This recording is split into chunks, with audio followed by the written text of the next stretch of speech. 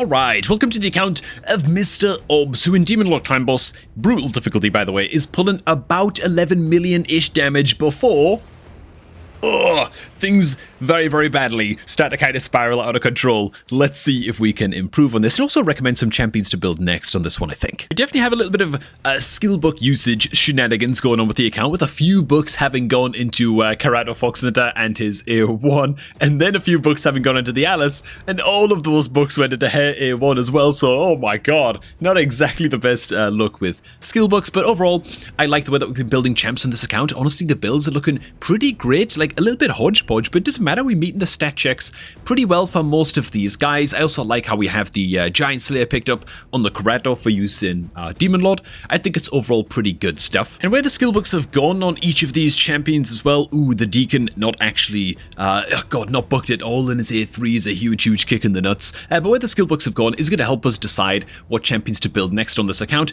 and which champions, like Fane, usually a champion I absolutely love, that should just be put in the vault and forgotten about, as brutal as that sounds. Before we get to that, man, if you're looking to start off a new raid, Shadow Legends account to get a clean start in raid, right now you can get yourself a triple legendary opener to your new raid account, but only in the month of March while the anniversary celebrations are active. Click on my beginner promo link, which is down below at the top of the video description box, to jumpstart your account with a free copy of Elnoril, free starter legendary, as well as a few epic champions as you level up your account. The link in the description box below. Click on that son of a gun, use this webpage right here to create a new raid account, then use promo code SUPREME6 to get your hands on Supreme Gallic on day 1 of your new raid account, man. So that's a couple of legendaries right there. Then simply log in for 7 days to get your hands on Alice the Wanderer. The Alice Chase, however, does expire on March 26th, so you have to start the Alice Chase before then, man, to get the triple legendary start, man. The clock really is ticking. Okay, so before we get to talk about which kind of champions I would max up next on this account, give Mr. Obs a little bit of direction.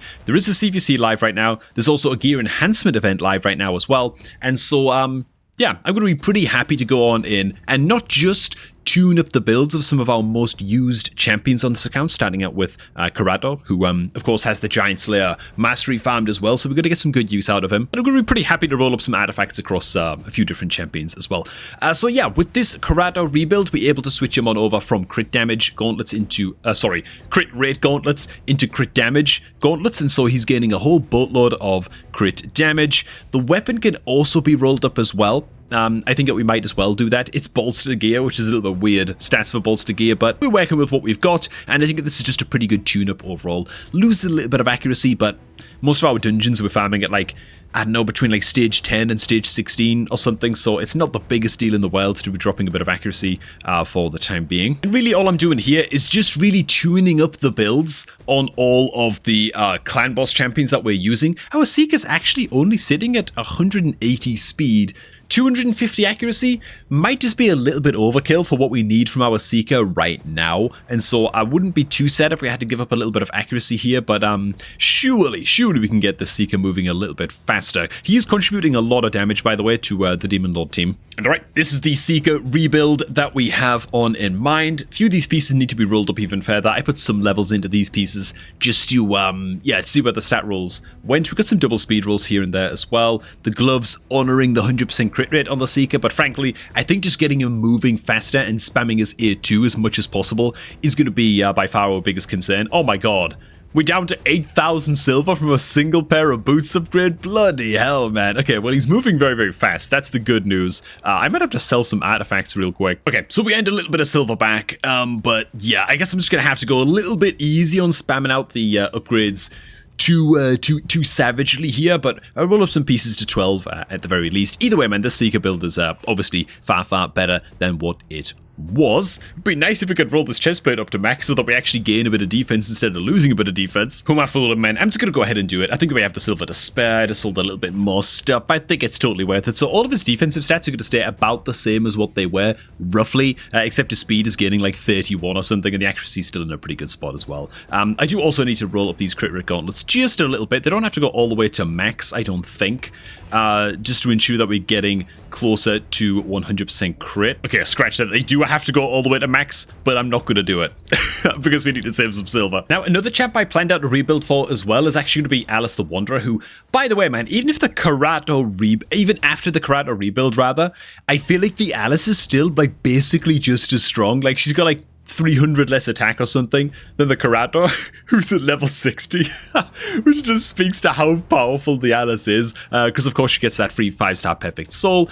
Yeah, we should be maxing out this champion ASAP, man. And to be honest, I think I'd actually support the skill books going into the Alice as well. Of course, we've got an Admiral Black Tusk in this account, but I don't know, dude, with him being more of like a supporting legendary and getting the free 5-star soul on the Alice, I think it's going to be another one of those occasions where I sort of break my own rule and recommend the legendary skill books just go onto the Alice. And I did also plan out a rebuild for her a little bit earlier on that I guess I'm just going to go ahead and equip right now, maybe, or I guess not. Maybe we just wait. It's not that drastic of a rebuild. We're keeping most of our stats around where they are when the boots are rolled up to rank 16, which is what I'm worried about. I don't want to waste that silver, which she'll have about the same speed as she did before. And then we're also switching over to crit damage gauntlets that can also be rolled up to 16 too, and the result will be just a Giga Chad Alice that's getting like 40 or 50% crit damage or something, and she'll be hitting like a truck even though she's still level 50. So yeah, it's gonna be great, but I think that's one for future. I'll just leave that saved in the build planner for Mr. Obs. So that is some gear tune-ups complete. Now into Demon Lord Clan Boss. Let's see if we can just beat like the 10-11 million damage that we were hitting before. Again, it is Force Affinity Demon Lord. I think we could hit a bit more damage into Void Affinity, but Force Affinity it is. Let's see what... Oh, first of all, the first thing I noticed with this team, by the way, is just... having the Seeker as the aura leader is doing absolutely nothing for us. Seeker's aura, of course, increases ally defense in arena battles by 30%, and so it doesn't count for anything. And so a very, very simple change that I made straight away when keying in this new clan boss team was just putting the Geomancer as the aura leader. He feels like just the best aura leader for this team. More HP means that the health regeneration buffs coming out from the Rector Drath are going to heal us for more. The Rector's going to have more health, and so those percentage-based heals are going to count for more as well. Yeah, it just makes more sense, you know. Now, some of the more astute minds watching this video might point out that maybe some of these champions aren't ideal for Demon Lord. Maybe we could do a little bit better than the Vogoth, find a way to work the Fane into this team build. Well, thing is, the Geomancer is already bringing Weaken debuff. A lot of our damage is coming in from the Giant Slayer Mastery, from the Karato, and so the decreased defense from the likes of the Fane wouldn't really do a massive amount for us. We've already got decreased attack covered as well, and so what's the Fane really bringing? Well, a couple of poison buffs, debuffs, and she's not bucked at all. And so is the Fane worth the investment on this account?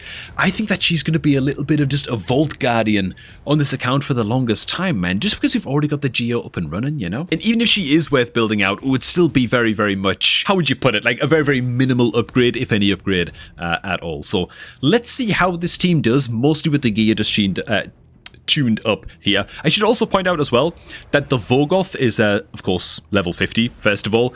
But if the Vogoth was to be level 60, I would definitely change up his masteries so that he's running Giant Slayer if we want to continue to use the Vogoth in Demon Lord Clan Boss. Now, there's another champion we could build on this account instead to replace the Vogoth if we want to build, go that route instead and not build the Vogoth with Giant Slayer. I'll get to those options that we've got after this fight, but for now, let's see how we do. I also don't think that the Doom, what the hell's it called? I was going to call him Doom Screech, man. The Seeker does not also have full masteries yet either, so he's missing his War Master mastery, which is quite devastating, by the way. That's going to result in just a crapload extra damage because of just how many attacks this fast little son of a gun is actually getting off. Let's see where we finish up, man. About 10, 11 million damage, I think, with the numbers to beat. Okay, boss is starting to smack quite hard, but we're just about to pass beyond the 11 million damage mark. I actually forgot to disable the Vogoth's A2, by the way. That's just my dumb mistake in the team AI setup, but because he doesn't have Giant Slayer right now, it's not making that much of a difference anyway. Like, his damage output on his A1 isn't that spectacular, but a Vogoth with Giant Slayer, you definitely want to be disabling the crap out of the A2, obviously. Cool, it looks like we're already going beyond the damage that we got in the previous run, just from the gear tune-ups, which is quite encouraging. Again, I'd love to see the damage numbers on this with a Giant Slayer Vogoth and with a War Master mastery. I'm just going to call him Doom Screech, I don't even care anymore, man. Why am I blanking on his name, dude? Seeker, my god. Oof. And down we go. Okay. 13.4 million damage dealt total. Geomancer by far doing great. Vogoth and Seeker really doing nothing in terms of damage. Oh my god, those masteries make such a big difference to this, I think, overall. How close is the Vogoth to being like full mastery farmed? Yeah, so we're not actually going into the offense tree with the Vogoth's masteries. Okay, so this is where we got a big decision to make, I think. for me on this account, and this is really switching on over now to the topic of what I think we should build next on this account. I feel like if we're going to continue to use the Vorgoth as a Demon Lord Clan Boss specialist, because he brings, you know, a pretty good amount of damage with a triple hit at A1, he also increases the duration of debuffs on the target by a turn, which can be pretty good, especially if you don't have a very reliable decrease attack debuff. Like, the only reliable decrease attack that we're bringing into Demon Lord is the Rector's A1, which is only a 50% land rate, so increasing the duration of that can actually be pretty useful from the Vorgoth. And so Vorgoth is a good option number one. He can't place his own decreased attack, by the way, against the clan boss, because it relies on him landing the provoke to then have a chance of placing the decreased attack, so obviously doesn't work. And he brings a reasonable amount of healing to Demon Lord as well. That's option number one. For me, I don't know that I'd build the Vorgoth as a Demon Lord Clan Boss specialist, and here's why. We have a happy little champion on this account called Rearguard Sergeant, and she's fully built out, right? On an A1, she brings a decreased defense. This is a debuff that we do not have on this Demon Lord Clan Boss team, and so that will be pretty okay to have, especially if we're going to continue using Karato as one of our damage dealers into Demon Lord. So she brings the decreased defense. She brings another source, a 75% land rate of the decreased attack debuff, so great. Combine her up with the Rector Drath, and now we've got two champions that can most of the time be landing a decreased attack debuff, right? Put them both together, you've got something that's a bit more reliable. And then she brings continuous heal buff and ally protection across all allies apart from herself. She doesn't place the heal on herself, which is very, very important to note, and part of the reason that I'm not using her in the current team. On a 310 cooldown. Great stuff, right? She's an amazing Demon Lord specialist. Do not let these in-game reviews mislead you, by the way. I don't know how it's possible that people are rating a non-void epic, right? So she's quite an accessible epic champion as a 4.1 in Demon Lord when she's clearly one of the better Demon Lord epics in the game. It makes absolutely no sense to me, but there you go, it is what it is. The reason that we are not using Rearguard Sergeant is because she requires healing for herself, right? She doesn't place the continuous heal on herself, and so she's taking all that extra damage from the ally protection skills. She needs to be built with nice high defensive stats, and ideally, I'd say it's almost mandatory that she's in either regeneration gear or, like, yeah, I'd say 6 pieces of immortal gear. She needs a lot of self-healing, right? We've got 2 pieces of regeneration gear on the account, and our immortal gear is mostly 4-star artifacts, right? If we just go into like 5 and 6 star only, it really shrinks the pool of what we're looking at, right? No boots, no chest pieces, and honestly, a lot of the pieces that we have don't have many speed rolls or HP percentage rolls on them, which is what you're looking for with good immortal gear. And so, yeah, she's not ready. She also has to be level 60, right? Like most ally protection champions, they really need to be level 60 before you can be using them. They're soaking so much damage. They need high HP and high defense stats, a lot of defense percentage and stuff to be able to soak all of that damage, and you're only really going to get that reliably once a champion is level 60. So what I would actually do, man, is recommend that, well, first of all, we build the Alice. Get her to level 60. She's got the 5-star soul, for Christ's sake. And with the rebuild that we've got ready for her, saved in the preset manager, and the fact that we're already putting books into her, screw it. Let's get her fully booked. Let's get her fully built. Make her the next level 60. Good stuff, right? She's an amazing, amazing champion. Then I think I'd actually level and start using the Rearguard Sergeant in the Clan Boss team. Once we have a good amount of immortal or regeneration gear on the account, we can build her effectively to then replace the Vorgoth. That's what I think I do. And of course, finish grinding the Seeker's Masteries, which are actually like not that far off being done. Good stuff, man. If we can just get the War Master Mastery up and running on the... Oh, you guys maybe can't see because of my camera, right? Oh, okay, well, basically where my camera starts here, that's as far down the mastery tree as we've got. That's all you guys need to know. So we're like 400, 500 scrolls or something away from getting War Master. So, yeah, we need to get that up and running on Seeker fast as possible. Might be a little bit of a contentious recommendation to max up the Rearguard Sergeant. Let me... Oh my god, dude, she's got her masteries grinded out as well, so she's basically ready to skill into War Master at any time. She's sitting on the scrolls. Oi, oi, oi, oi, oi. Okay, that changes everything. Screw it, man. Build the Rearguard Sergeant. She's ready to go. You know what I'm saying? Now, as for what champions to build out next on this account, after that, we're sitting on no epic skill tomes right now, so we can't finish booking out the Deacon, but it looks like Mr. Orbs did start to pivot his skill book usage just temporarily away from Geomancer and started dumping them into the Deacon. That's what I'm going to assume here, because his masteries aren't farmed either, so I'm assuming that this Deacon was a fairly recent-ish pull that we've been working on quite actively. Great stuff, because we're going to be using him. Wait a minute. literally everywhere.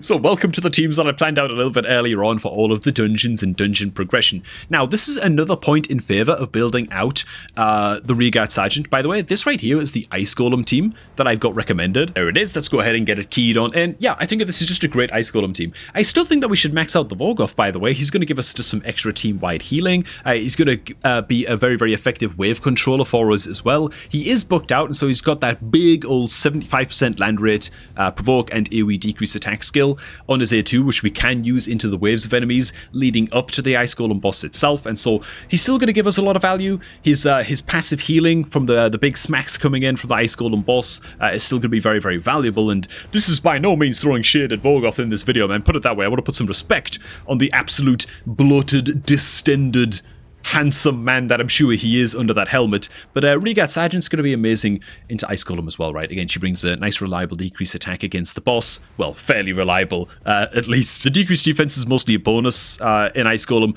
Survival is like priority number 1 into Ice Golem. And of course, she's going to bring some extra healing and the Ally Protect to help out with that against the boss as well. But honestly, I gotta say, account takeovers like this are just an absolute joy to do, because OBS, you're doing an amazing job, man. Like, I've rebuilt some champions here, and I've refined things a little bit. You did say some of your builds, you just hadn't looked at them for a long time, and there's a lot of artifacts to sort through and stuff, and so I did a lot of work for this account takeover in like the 2 or 3 hours before I ever pushed the record button, which is usually the way that these takeovers go. A lot of research into studying the account and planning out some builds and stuff. This account is in amazing, amazing standing. I think you've done an incredible, incredible job with the champions that you've chosen to build up. Another champion that we are also working on as well on the account is the Ruella, who's sitting at level 50. She's as yet unbooked, which is fine. I do recommend also that after we're done fully booking up the Deacon, that Ruella is very, very high on the list. That's because I think, unless I'm missing a champ, I think she's our only